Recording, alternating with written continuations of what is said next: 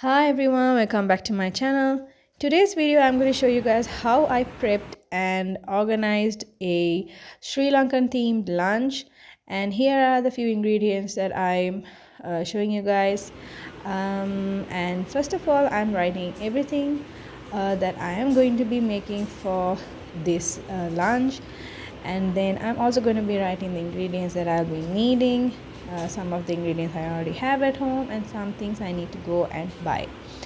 So the first thing I do is start preparing all the curries. So I'm preparing the day before. So making curries the day before is actually going to enhance the flavor. So I'm going to make the beef curry and the mutton curry and keep it in the refrigerator. And I'm also going to be scraping some coconut and making the lunumeris and keeping it in the refrigerator. First of all, I'm going to chop up all the onions, tomatoes, and make a ginger garlic paste so it's easy for me to cook all the curries.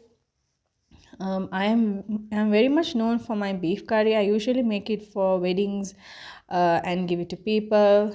So I'm going to show you guys one last time how to make that famous beef curry, and please pay close attention because I'm actually not measuring the chili powder and curry powder. So you have to just eyeball it.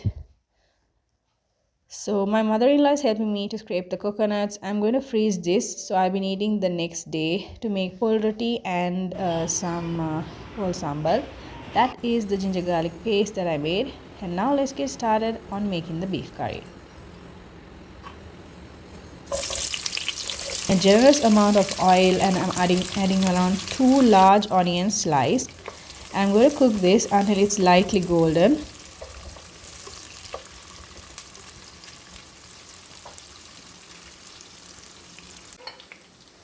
Once the onions are golden, I'm adding 2 heaped tablespoons of ginger garlic paste and giving it a good mix. Don't let it overcook, if not the garlic and ginger will start burning.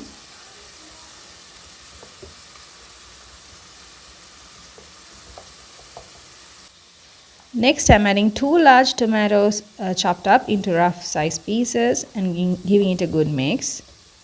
I didn't add any green chilies, but you can add. I didn't add because I actually forgot, but it didn't change the flavor.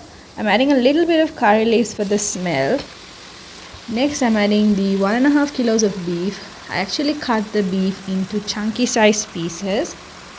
So I'm going to cook this low and slow. Now I'm adding the chili powder. So I'm adding 2 heaped tablespoons of chili powder. I'm adding a little bit more, then it's 2.5. Next, I'm adding some curry powder. So these are the only 2 spices that I will be using, chili powder and curry powder. I don't use any yellow powder, garam masala or anything like that. Next, I'm adding salt to taste. I'm giving this a good mix, and then you need to cover this and allow this to cook really low and slow so that the beef gets tender and also that we won't lose all the gravy. While the curry is cooking, I thought of going and cleaning up my house. I went and scrubbed my balcony, giving a good clean for the rooms and the bathrooms. And while I was doing that, the beef curry also finished cooking. Next, I am going to start making the mutton curry. I thought I'd make it a little bit different. So first of all, I'm browning the onions completely until it's golden. Then I'm adding the mutton, which I had marinated in curd, lime, some coriander leaves, little bit of curry powder, garam masala, a little bit of coriander and salt obviously. And then I'm adding that to the onions, and then I'm adding again a little bit of chili powder and a little bit of curry powder. And I'm not going to add much water to this because I want it to be like a thick kurma type thing. So then I'm adding the tomatoes. I added about 1 tomato. I'm adding a little bit of pepper and also a little bit of cardamom powder. Add a little bit of water so that it will help to cook the mutton.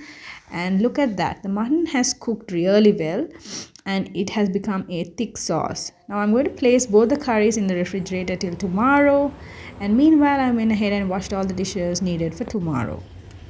My mother-in-law made me a tasty lunumeris, so I kept it in the refrigerator. And now it's the next day morning, and I started off by making this Kiri Hodi.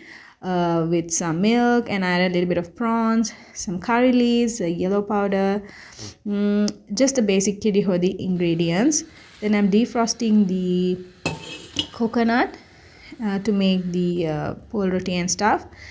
Now I'm going to start by making the kiribat. So I'm making this in a rice cooker. When I'm making a rice cooker, it comes perfectly, so I'm using the rice cooker.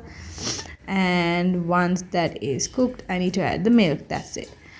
Still the coconut is not defrosted, so meanwhile I thought of going and arranging the table the way I want. So I got these banana leaves from my neighbors, so I washed it and I am going to add each piece of banana leaf to the plate for decoration. Now that the rice is cooked for the kiribat, I am going to show you how I make the perfect squares from the kiribat. I actually use the pol kiri, the powdered version.